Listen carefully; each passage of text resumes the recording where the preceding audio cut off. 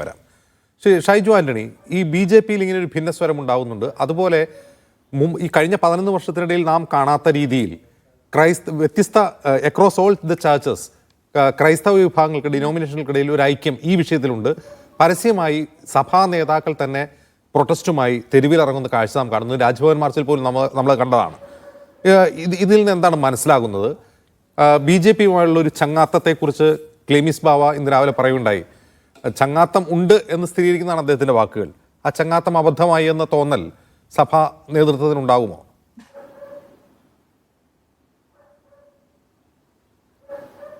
അജിംസെ, ഇന്ന് ക്ലിമ്മീസ് ബാവ പറഞ്ഞത് എന്താണ്? എന്തിനാണ് ചങ്ങാത്തം? ആദ്യം അവർ കൽത്തുറങ്കിൽ നിന്ന് പുറത്തു വരട്ടെ എന്നാണ് ക്ലിമ്മീസ് ബാവ പറഞ്ഞത്. ഇന്ന് ഇപ്പോൾ കേരളത്തിലെ ഒരു സ്ഥിതി എടുത്തു നോക്കുക. എല്ലാ ക്രൈസ്തവ വിഭാഗങ്ങളും ഒരേ നിലപാടിലാണ്, ഒരൊറ്റ നിലപാടിലാണ്. എന്താണ് നിലപാട്? ആ നിലപാട് മതേതരത്വത്തിനെതിരെയുള്ള വെല്ലുവിളിയാണ് ഈ നടന്ന സംഭവം എന്നുള്ള നിലപാടാണ്. ആ നിലപാട് ക്രൈസ്തവ വേട്ടയ്ക്കെതിരെയുള്ള നിലപാടാണ്. ക്രൈസ്തവ വേട്ട എന്ന് പറയുന്നത് വളരെ വ്യാപകമായി മാറിയിരിക്കുന്നു എന്നതിൻ്റെ തിരിച്ചറിവാണ്. ആ തിരിച്ചറിവ് ഉണ്ടാകുന്നത് എങ്ങനെയാണ്? കഴിഞ്ഞ കുറേ നാളുകളായി പലരും അനുഭവിച്ച കാര്യങ്ങളെല്ലാം ഇവർ ഉള്ളിൻ്റെ ഉള്ളിൽ ചർച്ച ചെയ്ത് ഇങ്ങനെ വിങ്ങിപ്പൊട്ടി നിൽക്കുകയായിരുന്നു. ഏതെങ്കിലും ഒരു സമയത്ത് അത് പൊട്ടിത്തെറിക്കണ്ടേ? ഞാൻ പറയുന്നത് ജൂൺ മാസത്തിലാണ് 90 വയസ്സായ വയോധികനായ ഒരു വൈദികൻ്റെ വായിൽ തുണി കുത്തിത്തിരുകി പ്രശ്നമുണ്ടാക്കി ആ വൈദികൻ ഈ മഞ്ഞുമ്മൽ വന്ന് താമസിച്ചത് നമ്മളെല്ലാവരും കണ്ടതാണ്. ഒരു മാസം മുമ്പാണ്, കുറച്ച് നാൾ മുമ്പാണ് ഒരു 2 കന്യാസ്ത്രീമാരെ ഇവിടെ ട്രെയിനിൽ വെച്ച് പിടിച്ച് അവർ ഫരീദാബാദിലേക്ക് പോകുന്ന വഴിയിൽ ട്രെയിനിൽ വെച്ച് പിടിച്ച് വലിയ പ്രതിസന്ധി ഉണ്ടാക്കിയത് കുറച്ച് നാൾ മുമ്പാണ്. അതിനിടയിലാണ് ജബൽപൂരിൽ വൈദികൻ ആക്രമിക്കപ്പെട്ടത്. ഇതെല്ലാം നടക്കുന്ന സമയത്ത് എന്താണ് ഛത്തീസ്ഗഡ് എന്നുള്ളതിനെക്കുറിച്ച്, അല്ലെങ്കിൽ ഛത്തീസ്ഗഡ് പോലുള്ള ചില സംസ്ഥാനങ്ങളിൽ എന്ത് സംഭവിക്കുന്നു എന്നതിനെക്കുറിച്ച് ഒരു വ്യാപകമായ ബോധം, അങ്ങനെ ഒരു പരിപ്രേക്ഷ്യം ക്രിസ്ത്യാനികൾക്കിടയിൽ ലഭിച്ചിരിക്കുന്നു എന്നതാണ് ഏറ്റവും പ്രധാനമായ സത്യം. എന്താണ് ആ വ്യാപകമായ സാധനം എന്ന് വെച്ചാൽ, അവിടങ്ങളിൽ ക്രമസമാധാന പാലനം ആൾക്കൂട്ടം നിയന്ത്രിക്കുന്നു എന്നതാണ്.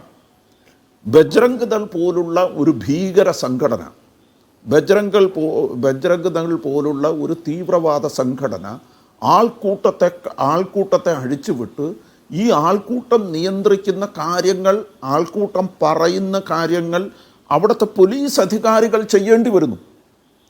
നോക്കൂ, ഇന്ന് എ റഹീമിൻ്റെ ഒരു പോസ്റ്റുണ്ട്. എ റഹീം പറഞ്ഞത്, ഈ ജയിലിൽ പോയി അവരെ കാണുന്നു. അവരെ കണ്ടപ്പോൾ അവർ പറയുകയാണ്, പോലീസിൻ്റെ മുമ്പിൽ വെച്ച് ഇവരെ ഈ 2 ദളിത് പെൺകുട്ടികളെ അടിച്ചവശയാക്കുന്നു. പോലീസിൻ്റെ മുമ്പിൽ വെച്ച് പോലീസ് കാഴ്ചക്കാരായി നോക്കി നിൽക്കുന്നു.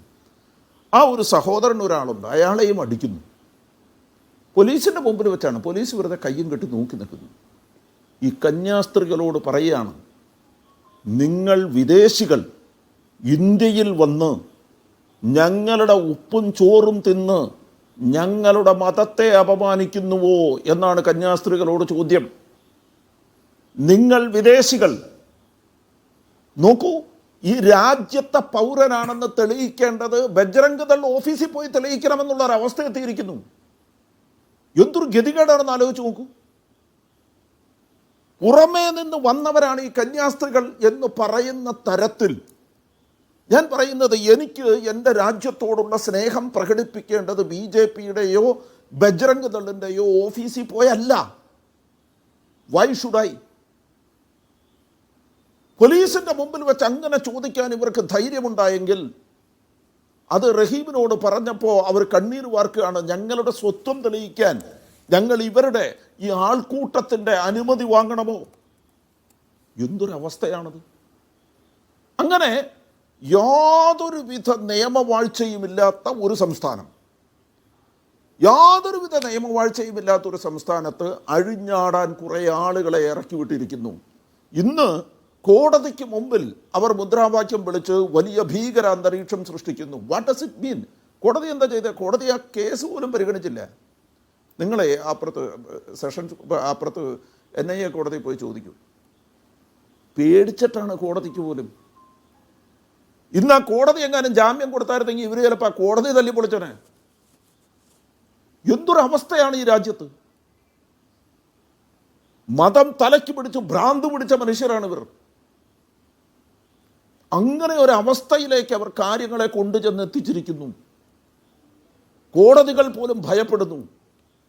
അപ്പോൾ ഛത്തീസ്ഗഡിൽ നിന്ന് പോട്ടെ, ഇനി പുറത്തെവിടെയെങ്കിലും ഒരു കോടതിയിൽ പോയിട്ട് ഇതിന് നിങ്ങൾ ജാമ്യം മേടിക്കട്ടെ എന്നൊരവസ്ഥയിലേക്ക് കാര്യങ്ങൾ എത്തുകയാണ്. വല്ലാത്തൊരവസ്ഥയാണ്, ഭീകരമായൊരവസ്ഥയാണ്. അത്തരമൊരവസ്ഥയിൽ നിന്നുകൊണ്ട് വേണം ഈ കാര്യത്തെ കാണാൻ.